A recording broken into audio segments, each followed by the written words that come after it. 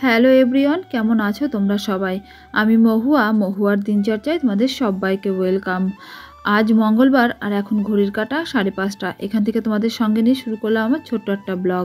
আশা করছি তোমাদের অনেক ভালো লাগবে। চলো তাহলে সঙ্গে থাকো আর দেখতে থাকো।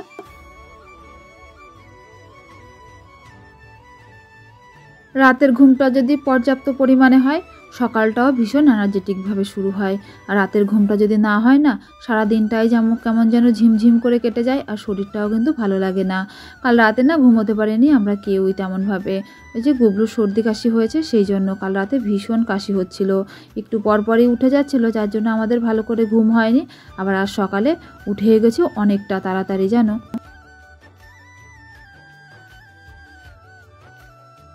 আজ সকালে ঘুম ভেঙেছিল 5:30 নাগাদ। গুবলুই উঠে পড়েছিল। অনেক ঘুম পাড়ানোর চেষ্টা করলাম, ও আর ঘুমোলো না। তাই আর ভাবলাম শুয়ে না থেকে তাড়াতাড়ি যাই, কাজবাজগুলো সেরে ফেলি। যদি সময় পাই 1 ঘন্টা আমি শোবোখানে। ওদিকে দাদু ঘুমোচ্ছিল, তাই আর দাদুকে ডাকিনি, গুবলুকে কোলে করে নিয়েই রান্নাঘরে ঢুকেছি।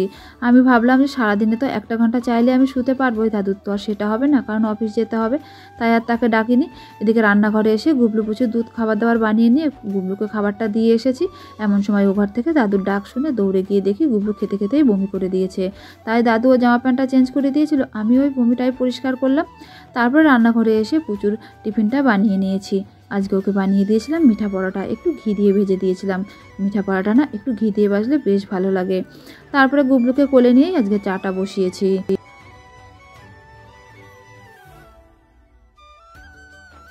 বাচ্চাদের শরীর খারাপ থাকলে সবচাইতে নিশ্চিন্তের এবং আরামদায়ক জায়গায় হলো মায়ের কোল। গুবলুরও সেটাই হচ্ছে, ও যা কোল ছাড়া থাকতেই চাইছে না, মানে পাপার কাছেও থাকতে চাইছে না, শুধু আমার কাছেই থাকবে। তাই আর কি করব, সকালটা কিন্তু আজকে ওকে কোলে নিয়ে সমস্ত কাজবাজ করতে হয়েছে। এদিকে চাটা হয়ে গেছিলো, তাই দাদুকে দিয়ে এলাম।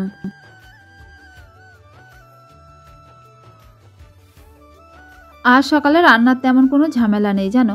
কাল একটু চিকেন বানিয়েছিলাম, চিকেন আছে, একটু ডালও আছে।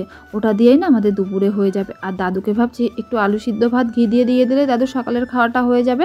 আর লাঞ্চের জন্য কাল রাতে ভিজিয়ে রেখেছিলাম ছোলা, তাই ভাবলাম ছোলাটা আলাদা করে সিদ্ধ না করে এক ফোড়নেই বসিয়ে দিই। এটা না খেতে যেমন ভালো লাগে, হয়েও যায় কিন্তু চটজলদি। ভিজানো ছোলাটা নিয়ে নিয়েছি প্রেশার কুকারের মধ্যে, আর একটাই আলু নিয়েছিলাম। তারপরে একটু বেশি পরিমাণে পেঁয়াজ দিয়েছি, আদা আর রসুনটা না একটু থেতো করে দিয়েছিলাম। তারপরে লঙ্কা দিয়ে দিয়েছি 4টে কেটে। আর এদিকে গুঁড়ো মশলার মধ্যে নিয়েছিলাম একটু জিরের গুঁড়ো। তারপরে অল্প পরিমাণে জল দিয়ে ওটা সিটি দিতে বসিয়ে দিলাম। আর এদিকে ভাবলাম যেটুকু বাসি কাজ আছে বাসি কাজটাও সেরে ফেলি।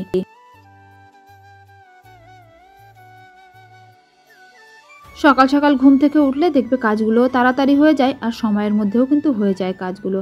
আর সকালে যেহেতু আমি অনেকটা তাড়াতাড়ি ঘুম থেকে উঠেছি, আমার হাতে কিন্তু অনেকটা সময়ই আছে। ওদিকে পুচুকে তো সমস্ত কিছু দিয়ে দিয়েছি, ও রেডি হচ্ছে। তাই ভাবলাম এদিকের এই কাজগুলো করে নিয়েই তাহলে ঘর দোরগুলো পরিষ্কার করি, তাহলে আমার অনেক কাজই এগিয়ে থাকবে।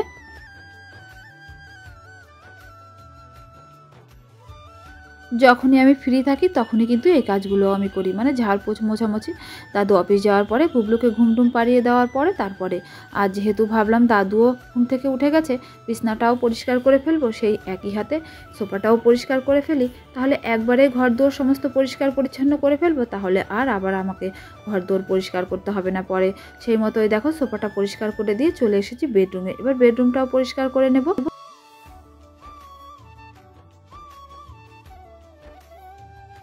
ঠান্ডার দিনে এই একটা এক্সট্রা কাজ, বিছনা পরিষ্কার করতে গেলে 10-15 মিনিট লেগে যাবে। গরমের দিনে যে কাজ আমরা 5 মিনিটে করে ফেলি, ঠান্ডার দিনে সেই কাজই ডবল টাইম লেগে যায়। এদিকে কম্বলগুলো ভাঁজ করে নিয়ে বালিশগুলো গুছিয়ে রেখে এবার বেডটাও ভালো করে পরিষ্কার করে নেব।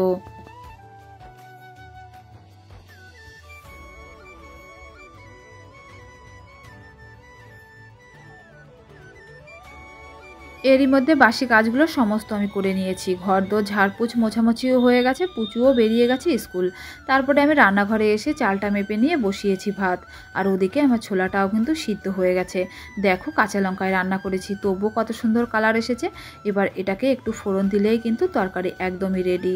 তরকারিটা যেমন অল্প তেলে অল্প মশলায় রান্না হয়ে যায়, খেতেও কিন্তু ভীষণ ভালো লাগে।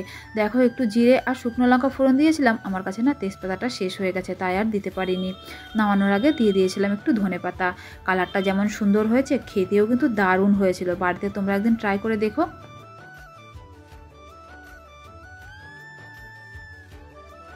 আমি আমার ঘরের রান্নাবান্নাগুলো কিন্তু কাঁচা লঙ্কা দিয়েই করি। কখনো সখনো যখন লোকজন আসে তখন দেখা যায় চিকেনটা ওই শুকনো লঙ্কা দিয়ে করলাম, না হলে কাঁচা লঙ্কাই কিন্তু আমি ব্যবহার করি। কারণ আমাদের না প্রচণ্ড পরিমাণে গ্যাস অম্বলের সমস্যা আছে। ওদিকে তরকারিটা হয়ে গেছে, এবার তাড়াতাড়ি করে রুটিটাও ভেজে নেব।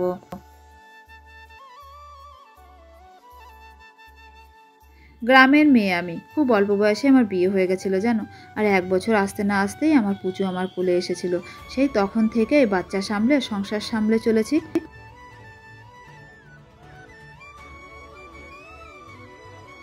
আর কি জানো তো, ঘরের কাজবাজ করতে আমি কিন্তু ভীষণ ভালোই বাসি, মানে সংসার গুছিয়ে করতে ভালোবাসি। আর যেহেতু এক হাতে আজকে 10টা বছর ধরে বাচ্চা সামলে ঘর সামলাচ্ছি, সেহেতু এখন কিন্তু বুঝে গেছি কোনটার পর কোনটা করলে বা কোনটা আগে করলে কোনটা পরে করলে আমার একটু কাজ এগিয়ে আসবে, আমার একটু কষ্ট কম হবে। বয়স শুধু একটা সংখ্যা মাত্র জানো তো, না হলে ভাবো এত কম বয়সে বিয়ে হয়েও কেমন আমি পাক্কা গৃহিণী হয়ে উঠেছি। আর একটা কথা জানো তো, সময় আর পরিস্থিতিও মাঝে মাঝে আমাদের অনেক কিছু শিখিয়ে দেয়। আর আমাদের এই সংসারটাও একটা শিক্ষা প্রতিষ্ঠার মতোই, বিভিন্ন সময়ে বিভিন্নভাবে আমাদের শিক্ষা দিয়ে চলেছে। যাই হোক, তোমাদের সঙ্গে অনেক কথাই আজকে শেয়ার করলাম। যদি কিছু ভুল বলি তাহলে ছোট বোন মনে করে ক্ষমা করে দিও। আর এদিকে দেখো, তোমাদের সাথে কথা বলতে বলতে অনেক কাজই হয়ে গেছে। ওদিকে রুটিটা বানিয়ে দাদুর টিফিনটাও কিন্তু রেডি করে দিয়েছি। তারপরে রান্নাঘরটাও ভালো করে পরিষ্কার করে নিয়েছি। এরই মধ্যে গুবলু এসে কোলে উঠে পড়েছে। কেয়ার করব, ওকে কোলে নিয়ে কিন্তু তারপর রান্নাঘরের সমস্ত কিছু গুছিয়ে রাখলাম।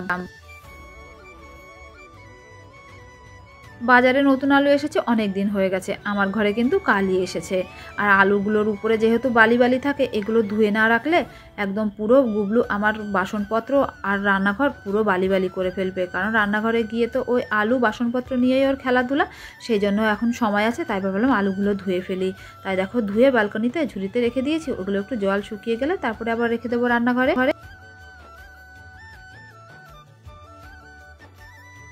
এরপরে তোমাদের সাথে দেখা হচ্ছে বেশ অনেকটা টাইম পরে। এরই মধ্যে দাদু অফিস বেরিয়ে গেছে। আমি তো চানটা করে নিয়েছিলাম, কিন্তু পুজোটুকু দেওয়া হয়নি। তাই পুজোটুকু করে নিয়ে গুবলুকেও চান ধান করিয়ে দিয়ে একটু দুধ বিস্কিট গুলে নিয়ে এলাম ছাদে। ভাবলাম দেখি এখানে পাখি দেখে দেখে খায় নাকি। দেখো, মুখেই নিচ্ছে না।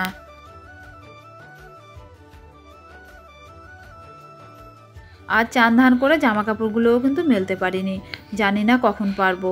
দেখি আর একটু এদিকে ঘোরাঘুরি করব, কারণ গুবলু চুলটাও না ভেজা আছে। এই অবস্থাতে ওকে এখন ঘুম পাড়াবো না, এমনিই প্রচণ্ড ঠান্ডা লেগেছে। একটুও কিন্তু আজকে ও মুখে নেয়নি খাবার।